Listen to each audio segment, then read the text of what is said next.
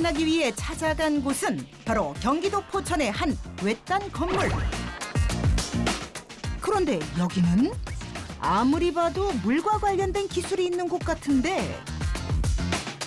실례하겠습니다. 네, 안녕하세요. 여기는 정수 시설인가요? 네, 여기는 정수시설이긴 합니다만 일반적인 생활용수를 만드는 정수시설은 아니고요.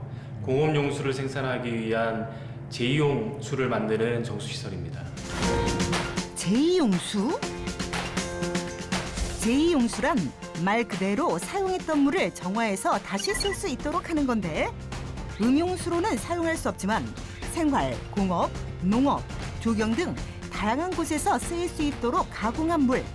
현재는 대부분 제2용수를 청소용이나 화장실 등 하천 유지용수로 사용하고 있다. 네, 제2용 관련된 수처리 사업은 물 부족 국가 혹은 물이 아예 부족한 그런 곳에서는 현재 이제 각광받는 기술이기도 하고 가장 커나가고 있는 산업 중에 하나입니다. 어떤 정화 시스템을 거쳐서 물을 재이용할 수 있게 되는 걸까? 네, 여기 보이시는 관들이 그 하수처리장, 폐수처리장에서 저희 쪽으로 들어오는 원수 배관들입니다. 하수처리장이나 폐수처리장에서 한 번 정수된 물을 기반으로 사용한다고. 그런데 이건 너무 깨끗한 물? 어떻게 된 일일까요? 이거 그냥 완전히 깨끗한 물인데요? 네, 그냥 눈으로 보시기에는 굉장히 깨끗한 물처럼 보이지만 이 안에 이제 입자성 물질들이랑 중금속과 같은 이온성 물질들이 다량 함유되어 있습니다. 전기 전도도 측정기를 사용해서 물의 이온 총 농도를 측정해 보기로 했는데, 결과를 보니 수치가 574 마이크로지멘인 상황. 하천으로 방류하는 데는 전혀 지장이 없습니다만 공업용수로서 사용하기에는 수치가 좀 높은 수치에 속하게 됩니다. 제2용수를 만들기 위한 첫 번째 처리 과정. 네, 여기가 입자성 물질을 제거하기 위한 한해여과막이 들어가 있는 한해여과막 공정입니다. 겉으로 보기엔 그냥 물이 가득 담긴 수조처럼 보이는데 이 안에 특별한 기술이 들어가 있다고 한다. 바로 여과 장치가 들어가 있는 것. 실제로는 안에 그 한해여과막이 이런 형태로 해서 저희가 카세트라고 부르는데 이 형태로 해서 그 안에 장착이 되어 있습니다. 압력차를 이용하여 고분자 물질들을 걸러내는 여과법. 물은 통과시키지만 그보다 큰 세균, 콜로이드, 단백질, 고분자 유기물과 같은 성분을 걸러내게 되는 과정. 한해 여과막을 사용해 정수 실험을 해보기로 했는데 이것이 한해 여과막 정수 과정. 이게 아까 보여드린 한해여과막이라고 해서 입자성 물질을 제거할 수 있는 분리막인 거고요. 이것은 저희가 카올린이랑 분말화성탄을 가지고 입자성 물질로 된 오염 물질을 인위적으로 만든 것이고요. 이거를 통해서 한해여과막이 얼마나 깨끗하게 처리하는지를 보여드리도록 하겠습니다. 여과되는 과정을 육안으로 확실하게 확인하기 위해 탁도 유발 오염 물질을 투하. 모터를 가동시키자 여과막에 미세하게 뚫린 구멍을 통해 입자성 물질이 제거되고 처리수만 남게 된다. 한눈에 봐도 깨끗해진 물. 한해여과막, 그 분리막을 통하게 되면 입자성 물질이 전부 다 제거가 됩니다. 제거된다는 의미는 통과하지 못한다는 의미이고요. 그래서 순수하게 물만 이렇게 통과되면서 투명한 처리수를 생산하게 됩니다. 하지만 여기서 여과 과정이 끝난 게 아니다. 또 다른 정화 처리 시설을 거쳐야 한다는데 여러 과정을 거쳐야만 비로소 제2용수로 사용할 수 있다고. 지금 보시는 이 공정은 역삼투막 공정입니다. 역삼투막 공정은 물속에 있는 이온 물질을 제거하기 위한 공정이고요. 지금 보시는 이 파이프처럼 생긴 이런 관 안에 이온성 물질을 제거하기 위한 역삼투 분리막이 일자로 쭉 같이 배열이 되어 있습니다. 이것이 역삼투 분리막 필터.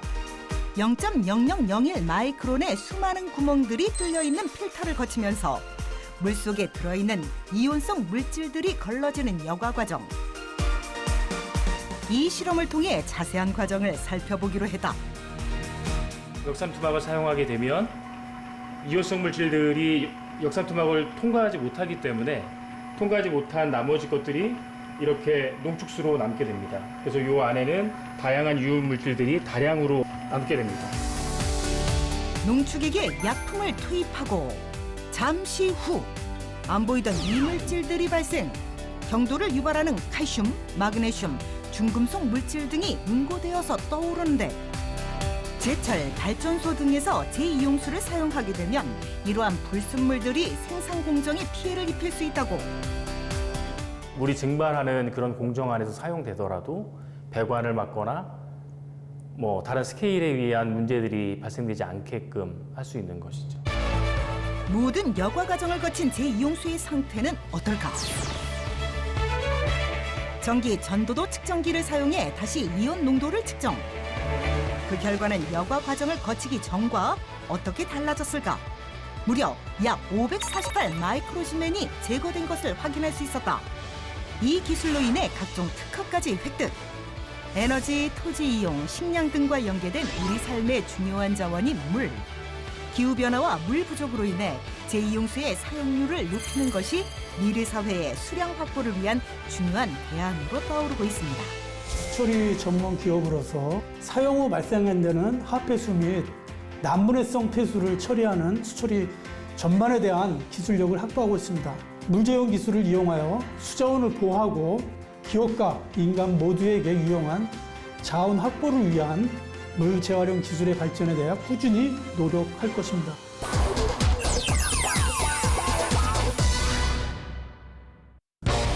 두 번째 기술자를 찾아간 곳. 안으로 들어가자 보이는 다양한 차들과 분해되어진 차들. 여긴 폐차장? 아니면 정비소? 실례하겠습니다. 네, 안녕하세요. 여기는 뭐 하는 곳이에요? 네, 여기는 수제 자동차를 만드는 곳이에요. 예, 지금 여기 보시면은 여기는 뭐 어마어마한 약간 내연기관이 들어있는데, 자동차에 엔진이 들어있는 건 당연한 건데 예, 이제 이 엔진을 이제 드러내고 완전 이제 새로운 자동차로 이제 탈바꿈이 이제 될 겁니다. 엔진을 제거한다고? 그럼 자동차는 어떻게 가요? 도대체 어떤 기술을 보여주려는 건지. 네, 이게 저희가 만든 수제 자동차입니다. 겉보기엔 그냥 일반 자동차 같은데 디자인도 평범하고. 지금 보시면은 일반 뭐 자동차 형태를 이제 지니고 있지만 아니면 내부를 보시면은 저는 자는 느낌일 겁니다. 뚜껑을 열자. 아니 차에 엔진이 없다? 엔진이 있는 차에 비해 표도 너무 비었다. 이게 진짜 움직이는 자동차 맞아요? 네, 아까 보시는 그런 엔진 같은 게 좀 없죠. 지금 저희는 이걸 전기 자동차로 이제 만들고 있는데 다 손수 이제는 그 수제작으로 그렇게 만들고 있습니다. 오늘의 기술자 수제 전기 자동차 전문가 김태성 씨. 처음부터 수제 전기 자동차를 만들었던 것은 아니었다는데 네, 지금 보시는 것들은 저희가 한 7년 전서부터 이렇게 내연기관 차를 이제 개발하면서 그 프레임을 다 이제 개발했던 차들이에요. 예, 보시면은 이것도 한 5년 전, 한 4, 5년 전에 이제 개발했던 것들인데 이 프레임 다 내연기관에 맞춰서 이렇게 개발을 다 이제는 했던 이제 샘플들이고요. 본래는 내연기관 자동차를 각각의 운전자 스타일에 맞춰서 수제로 커스텀 해주던 기술자. 흔히 볼 수 없는 디자인들로 많은 사람들에게 인기를 얻었는데 오래된 차를 다시 리빌드를 해서 이제 그렇게 해서 시작이 됐고 거기서 이제 독자 모델을 개발까지 하게 됐었는데 한 4년 전부터 이제 저희가 이제 EV 쪽에 관심이 되게 많았었어요. 확장성이라든지 발전성을 본다 그러면 이제 전기차로 이제 개발을 해서 가는 게 더 낫다라는 판단이 한 4년 전부터 들어서 한 4년 전부터 이렇게 프로젝트를 시작하게 됐습니다. 수제 전기 자동차 과연 어떻게 만들어질까?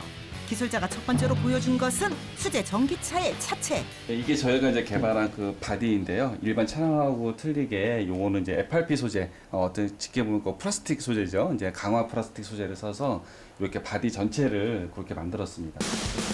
복합 재료의 하나로서 섬유로 강한 플라스틱 소재로 선박, 비행기 등에 사용되고 있는 고급 소재. 일부 고급차나 이제 소량 생산 자동차, 수자동차에서 이제 사용하는 건데요. 자동차 바디로서는 그 미래형 이제 소재라고 이렇게 볼 수 있습니다. 두 번째 기술은 하부 프레임에 있다고. 이거는 저희가 이제는 승용 전기차 플랫폼을 개발하고 있는 건데요. 요거는 지금 카본으로 저희가 샘플 작업한 겁니다. 이게 경량화를 위해서 이 프레임 자체가 다 이제 카본으로 되어져 있고요. 강철보다 50% 가볍지만 강도는 5배 강하다고 알려진 경량화 소재 카본. 무게 대비 강도가 뛰어나 주행성을 높여준다고. 가운데 들어가는 자리가 이제는 그 배터리가 들어가는 자리예요. 이렇게 앞뒤 이렇게 남아있는 공간들은 이제 모터 컨트롤러라든지 전자제품들이 거기 이제 들어갈 자리가 이제 될 겁니다. 그런데 전기 자동차를 움직이게 하는 핵심 요소, 모터가 안 보인다. 그럼 모터는 네. 어디에 놨습니까? 지금 모터 자리가 안 보이죠? 제 모터는 특별한 어떤 그 비밀들이 있는데요. 이렇게 바퀴 안에 이렇게 들어가 있습니다. 바퀴 안에 모터가 어떻게 들어간단 말인가? 그 비밀이 궁금한데. 네, 여기 이제 일일 모터인데요. 뭐 여러분 쉽게 보시면은 이렇게 요즘 많이 타는 그 킥보드 안에도 요 조그만 휠 안에 이제 모터가 들어있는데 그거를 되게 크게 이제는 그 키운 사이즈라고 보시면 됩니다. 일반 전기차들과 달리 이 기술을 사용하게 되면 주행 거리도 주행 성능도 향상된다고. 가장 어렵고 가장 중요하게 두는 부분들은 어떻게 모터를 컨트롤하고 어떻게 원하는 어떤 그 기능을 구현을 하냐 어떤 그런 부분들인데 이제 일반적으로 지금 나와 있는 전기차하고는 전혀 다른 컨셉이라고 볼 수 있습니다. 물론 일일 모터를 여러 가지 시도를 하고 있지만 아직 제품화하거나 양산화돼서 자동차에 적용된 사례는 그렇게 많지는 않거든요. 수제 전기 자동차용 소프트웨어 시스템을 직접 개발 연구 중인 기술자. 이 기술에 몰두하는 이유가 뭘까? 우리나라에서는 약간 그게 좀 생소한 산업입니다. 하지만은 그 수자동차는 다양한 소수의 어떤 니즈라든지 좀 그 개성이 있는 어떤 마니아들을 위한 차라든지 어떤 그런 차들을 이제 계속 선보일 수 있는 거죠. 어떻게 보면은 자동차 문화를 좀 더 다양하고 좀 풍요롭게 만들 수 있는 게 그런 수자동차 산업이라고 이제 볼 수 있습니다. 많은 기술들이 결합한 미래형 자동차들의 경쟁 시대가 다가오고 있다. 전기차 시장이 날이 갈수록 확대되고 있는 만큼 우리나라의 기술자들이 관련 시장에서 기술력으로 더욱 각광받을 수 있는 날이 오길 바란다. 전기차의 가장 그 대명사처럼 되어 있는 또 오래전에 이제는 전기차를 이제 수제로 만드는 회사, 작은 회사부터 시작했습니다. 대한민국에서도 작지만 이렇게 그 수제 전기차를 만드는 회사가 있고 대한민국에서 대표적인 걸 넘어서 또 맞짱 뜰 수 있는 어떤 기업이 되는 게 이제는 목표입니다.